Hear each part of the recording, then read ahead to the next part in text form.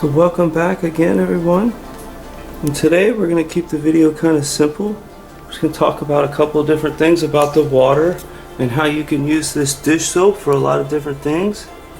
I had different ideas to run motors and engines, and there's so many different things you can do with this. We got our soap water here, and I was just cooking up some marshmallows.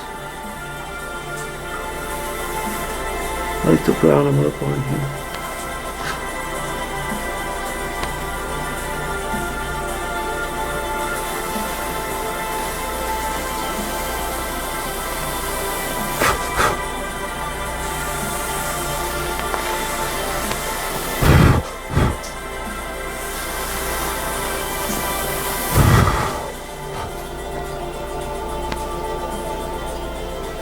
So I got my behemoth wet cells running over here. I got my 2,000 watt power supplies. Right now I'm only pulling about 500 watts of electrical power to make this flame. So we're going to do a couple of different things today. Let me set that down. And I'll show you what you can do with the soap water. But first let's talk about this. Okay, so you can do this with any pen right here. I just have a normal plastic pen. I'm going to go ahead and rub it in my hair so I can get a charge on it. And let me manipulate this water column here. I want you to see this. See how I can manipulate that? See, it's a polar molecule. Okay? So most molecules, they cancel themselves out and they don't have any electrical charge. They have a net charge of 0, but the water's different. See, it's a polar molecule, and I can have all this manipulation over this water.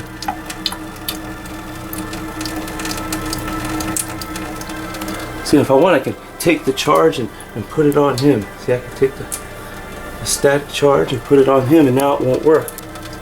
You see? It doesn't do anything. So that shows you that it's a polar molecule. So when you break it apart using electrolysis, you have two oppositely electrically charged gases. The hydrogen atom is attracted to the negative electrode because of its positive charge when it loses its electron. And the oxygen atom is attracted to the positive electrode because it's negatively charged. So it's very important to understand that. We're going to use that to design motors and things in the future.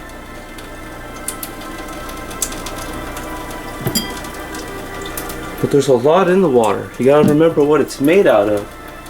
H2O. It's simple, yet it's very complex when you look at it at the atomic level. All the electrons, the protons, the two gas atoms themselves. And see, I'll put this in there. The hydrogen atom, remember this. That's a picture of the Eagle Nebula. That's why they put that on there. In the Hubble Space Telescope, you can see it in space. It's the largest deposit of hydrogen right there. That's why they put it as #1, is that picture. So you go down here and you can see it tells you right there, the Hubble Space Telescope image of the Eagle Nebula. That's why they use the symbol of the eagle. That's why I was trying to show that to you guys. I want to throw that in there. But we'll continue on.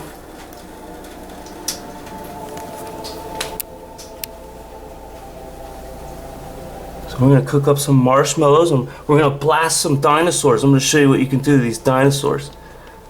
It never gets old. It's so much fun. I'm going to show you. Watch this.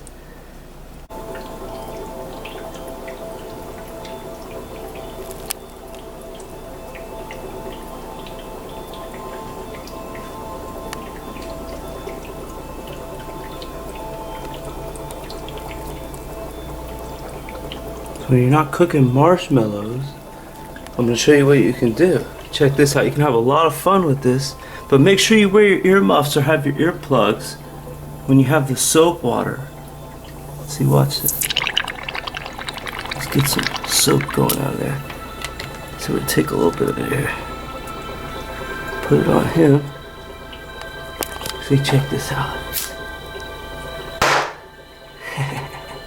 See, it never gets old, man.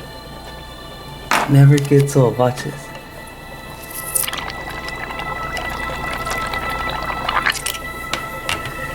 get some. So here, let's put some on. Here, let's put on his butt.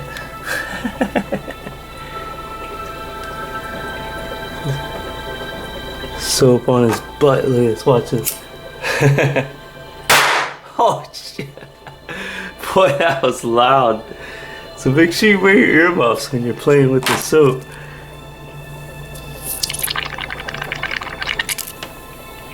Here's a smaller one. So you can just put it on your hands like this. Watch. See? Oh, it's so much fun. It never gets old. Watch this.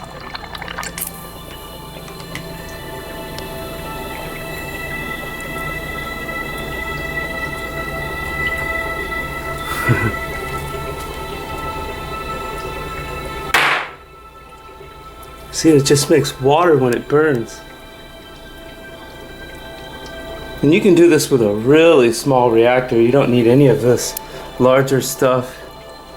I mean, you can make a really small one. Watch this. What's cool about this is it turns right back into water again. See, it implodes. The gas implodes. And the longer it sits in the air, the more oxygen it picks up. So the longer I let it sit there, the more oxygen it's going to pick up and the louder it's going to be.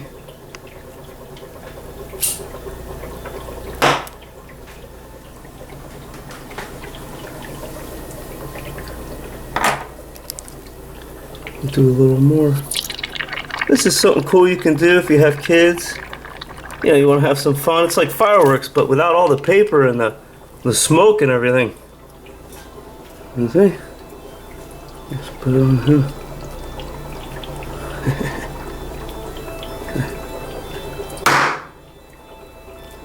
It's like magic.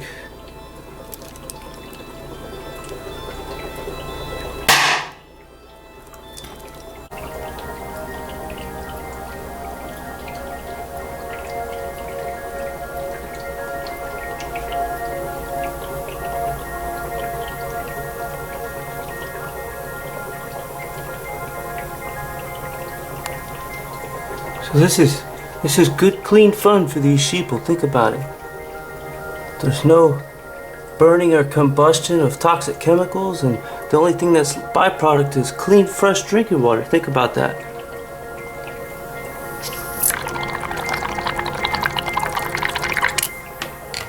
Put some on the sheep here. Look. Put it on.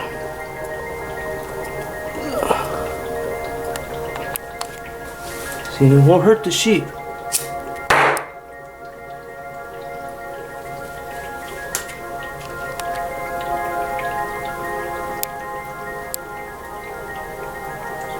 See, the gas atoms recombine to make the water molecule again.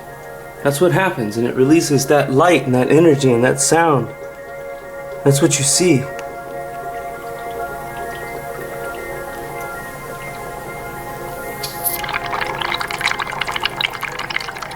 So it's important that we keep these sheeple happy, you know, they gotta have fun.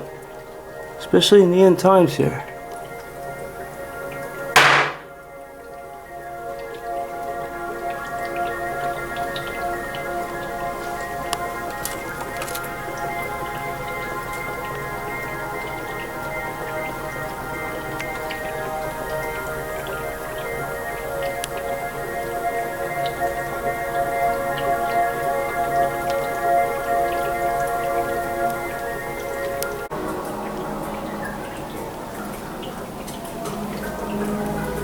You see, I wanted to show you guys the soap video really quick because the 4th of July is coming. And what you're going to be able to do, you'll have an endless amount of fireworks. No paper, you know, it won't burn up any oxygen out of the atmosphere, no toxic smoke. Just using soap and HHO gas. So it's really cool. I'm going to show you guys a little more here. Let me show you what I do with this soap too. You take the voltage meter here and turn it on. You can take the ultraviolet radiation and get this stuff to fluoresce. See this? And it puts out a lot of energy. You get a lot of electrical power doing this. But you got to be able to excite it with a UV light. And it does put out electrical power. See, I had ideas for other reactors. I got so many irons in the fire right now.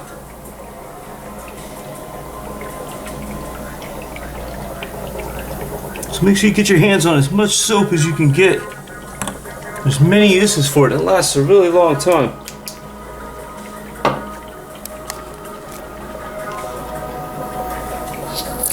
So the soap, it's exciting stuff. Think about this. No more toxic 4th of July. You can just use this soap.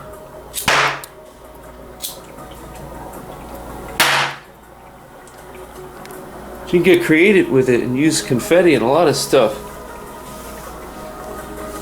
And it gives off electromagnetic radiation. And you'll notice that when you light it. You get this beautiful orange glow.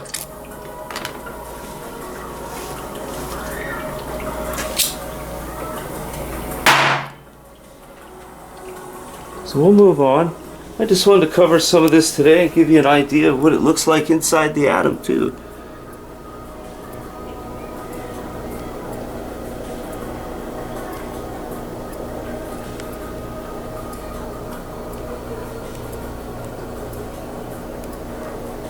There's a little bit originally about the atom. What they thought it looked like originally, I like to think of it as a chicken egg. Like the nucleus inside the chicken egg. The yolk, that's the proton right there. That's the proton. That's like this thing sitting right there. So you think of the proton, it's number one. Think of it as the hydrogen atom. This is a super large one right here. That's what it would look like. That's the beginning. That's where it all starts.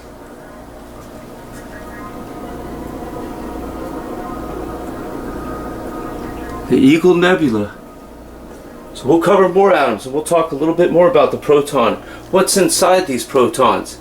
Think about that. There's quarks, gluons, leptons, muons inside the atom itself. So there's much more to cover. We'll do a couple of more.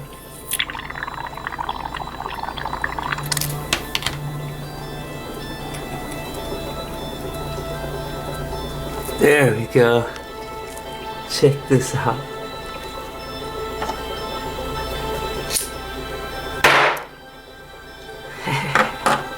It never gets old. This was just a quick video. I want to talk a little bit about the water molecule, show you what you could do with the soap water and how it just turns right back into hydrogen and oxygen again. Just make sure you have your muffs on when you do this. Stuff is really powerful.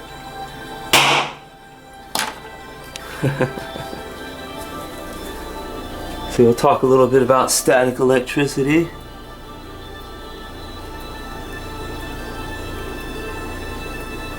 See, they used to use sheep's wool. See this? And the word for electron, it's named after the Greek word for amber. See, a lot of people don't know that.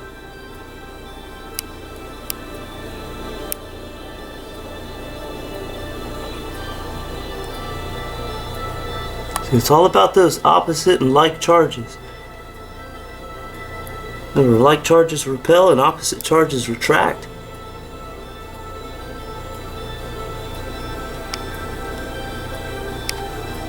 Well, until next time.